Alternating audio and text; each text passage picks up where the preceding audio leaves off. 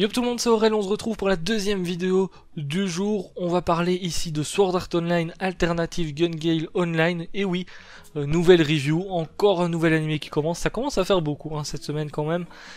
Du coup, pour ceux qui se posent la question, vous pouvez voir l'animé sur Wakanim, parce que je sais qu'on va me poser la question, c'est tout le temps comme ça. Il y a une deuxième question qu'on va me poser aussi, c'est je ne comprends pas. C'est pas la saison 3 de Sword Art Online, que se passe-t-il? Il n'y a pas Kirito, il n'y a pas Asuna, il y a personne qu'on connaît. Eh bien non, ce n'est pas la saison 3 de Sword Art Online, c'est un spin-off en fait, d'une dizaine d'épisodes. Alors je crois qu'il y en a 12 qui ont été annoncés, je sais pas si ils vont continuer derrière. Et du coup ici effectivement on se retrouve avec des nouveaux personnages, etc. Mais ça peut être très intéressant justement d'avoir des nouveaux persos et de suivre vraiment quelqu'un de nouveau qui n'a aucune... Voilà, qui n'a aucun lien avec Kirito, Asuna et tous ceux qu'on connaît, pour voir un petit peu ce qu'ils vont réussir à développer. Du coup, si jamais vous avez envie peut-être de regarder ça parce que ça vous fait envie, parce que c'est vrai que Sword Art Online c'est un petit peu divisé, on a plusieurs univers étant donné qu'on a plusieurs jeux. Je rappelle que le but de SAO c'est de suivre l'évolution, enfin une personne qui est en réalité virtuelle augmentée dans un jeu. Et du coup, eh bien ici on va suivre Len, notamment, qui est l'héroïne de cette série, et on aura encore un groupe de persos comme d'habitude avec ses potes et tout. Mais pour le moment, on n'en connaît que deux, on connaît Len, donc l'héroïne, et M qui l'accompagne dans ce premier épisode. Premier épisode qui était sympa à regarder. Alors en fait on a un épisode qui pose les bases surtout de l'univers dans lequel on est plongé pour ceux qui ne connaissent pas SAO. Parce que c'est vrai que c'est une saison, c'est un animé que vous pouvez suivre même si vous n'avez pas suivi les deux premières saisons d'SAO.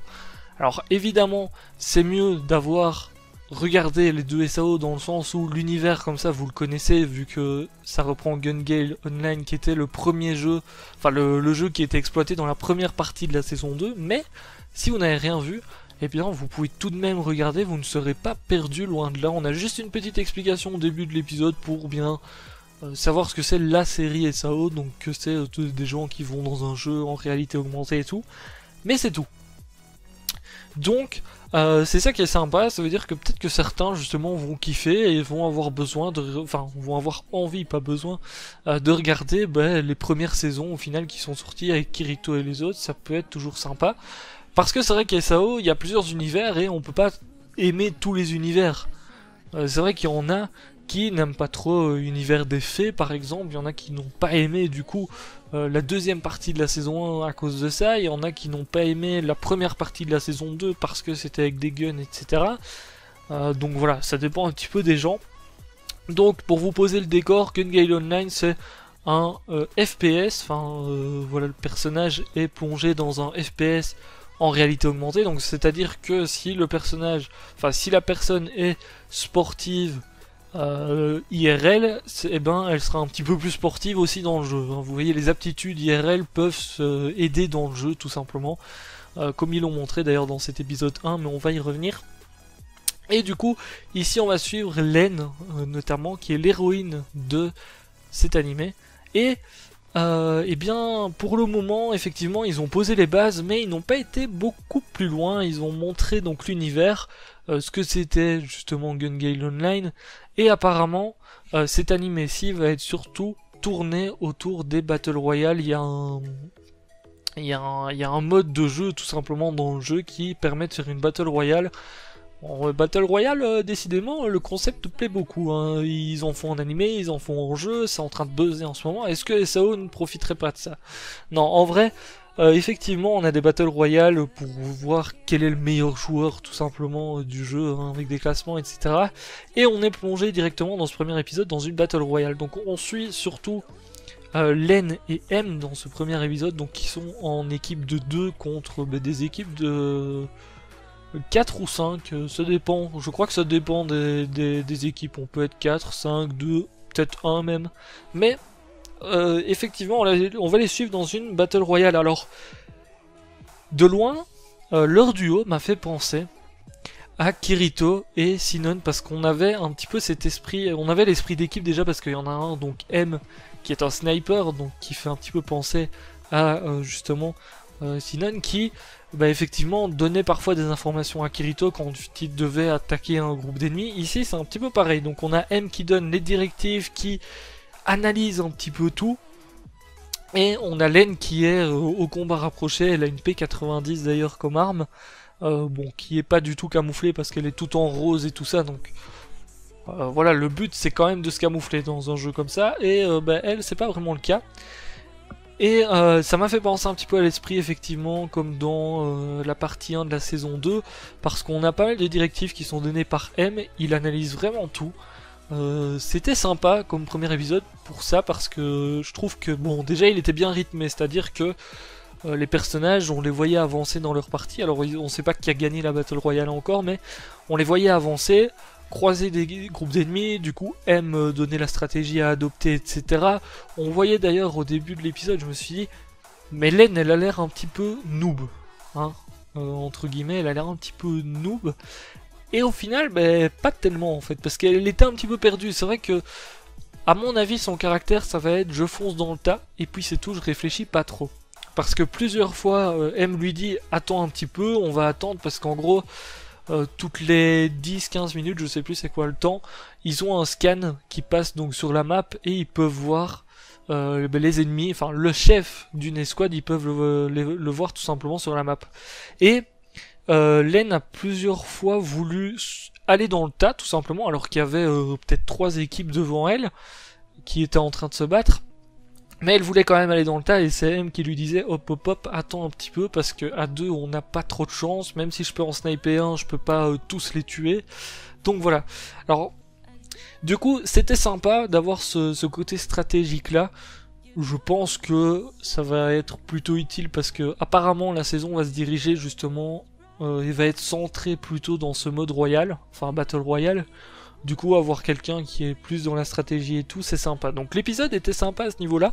Niveau animation, voilà, c'était plutôt basique, rien d'exceptionnel. Si vous avez déjà vu la partie 1 de la saison 2 de SAO, c'est les mêmes choses. On retrouve d'ailleurs les mécaniques qu'il y a dans cette partie 1 de saison 2. Donc c'est vrai que pour ceux qui n'ont pas vu et qui regardent quand même cette série, il y a certaines questions que vous allez peut-être vous poser. Par exemple, les tirs. En gros, on voit le tracé des balles avant les tirs, donc ça permet aux joueurs de pouvoir esquiver facilement, enfin, de savoir comment faire pour esquiver, d'analyser un petit peu le truc et voir comment faire pour esquiver. Donc ça, il y a peut-être des petites choses comme ça dans le jeu qui n'ont pas été expliquées tout simplement, mais qui seront peut-être expliquées par la suite, je sais pas. Et du coup, si vous n'avez pas vu la saison 2 des SAO, ça peut paraître chelou. Donc, on a du coup le décor qui est posé, on a un petit peu l'univers qui est posé, enfin surtout le côté Battle Royale. Je sais pas s'ils iront chercher vraiment tout l'univers que peut apporter le jeu, parce que c'est vrai qu'ils parlaient beaucoup des Battle Royale, et d'après un petit peu les synopsis et tout qu'il y a par rapport à ce spin-off, et bien ça va surtout se tourner là-dessus. Après ça peut être très intéressant. À voir par contre l'enjeu, parce que le truc c'est que dans SAO on avait à chaque fois un enjeu qui était super important, enfin la plupart du temps, hein, parce que c'est vrai que c'est tellement découpé en beaucoup de parties. Sword Art Online sur 2 saisons c'est beaucoup coupé en petites histoires et puis en histoires un petit peu plus principales, que c'est un petit peu chaud. Mais c'est vrai qu'on avait toujours un aspect, si tu te fais tuer dans le jeu, tu meurs en vrai ou un truc comme ça, enfin il y avait toujours quelque chose d'assez important à côté. Ici, on sait pas trop parce que les personnages n'ont pas encore été développés, donc j'espère qu'ils vont réussir à faire quelque chose de sympa à ce niveau-là. On voit à la fin Len à quoi est-ce qu'elle ressemble IRL, et elle est avec ses potes. Elle a l'air heureuse, elle a pas l'air d'avoir de soucis, donc on verra bien un petit peu ce qu'ils arrivent à faire par rapport à elle, parce que souvent dans SAO c'est que vous avez un personnage qui peut très bien être heureux IRL, hein, mais souvent en fait le jeu va lui permettre de justement être plus heureux au niveau IRL, où il va se passer quelque chose, ça va un petit peu changer sa personnalité. Voilà, si le personnage est très timide par exemple, le jeu va lui permettre d'affronter cette timidité par exemple. Il y a toujours eu quelque chose comme ça. Ici c'est vrai que c'est pas encore développé, c'est pas encore montré ce qui va se passer, donc j'espère que ça va être sympa en tout cas. Du coup voilà, petite battle royale bien sympa. Bon, je vais pas revenir sur toutes les actions. On voit un petit peu, voilà, les types de guns qui sont expliqués, les méthodes des joueurs, etc. On a le principe, grosso modo, qui est expliqué de tout ça.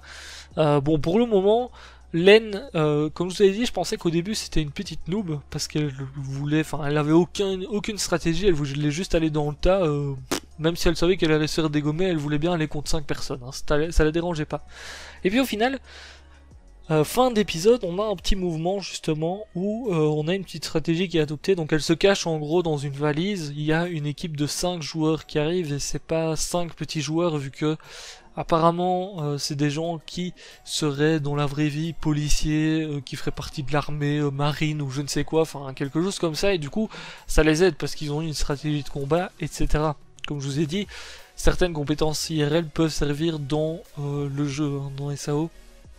Et c'était pas mal parce qu'on a une petite phase justement où Len est caché dans une valise. Au final, il y a un groupe de 3 personnes sur les 5 qui arrivent devant elle. Il y en a toujours 2 qui étaient plus à l'arrière pour regarder, un petit peu comme le faisait M pour Len. Et au final, ben, il s'approche de la valise. Juste à ce moment-là, elle commence à sauter de la valise, donc elle était tout simplement cachée. Et puis elle commence à les affronter en 1 contre 5. C'est là qu'on voit qu'elle est très rapide. Très agile notamment, donc on voit un petit peu ce qu'elle sait faire en combat, même si elle est en 1 contre 5, mais ça se voit qu'elle est plutôt forte. Et après on a donc la petite scène où on la voit justement IRL avec ses potes, et même ses potes lui disent oh ça se voit, enfin ça m'étonne pas que tu sois connu, je sais pas trop quoi.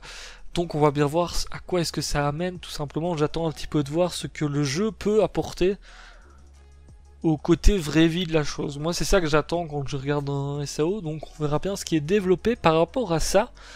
Bon, petite parenthèse au niveau de l'opening et du générique de fin.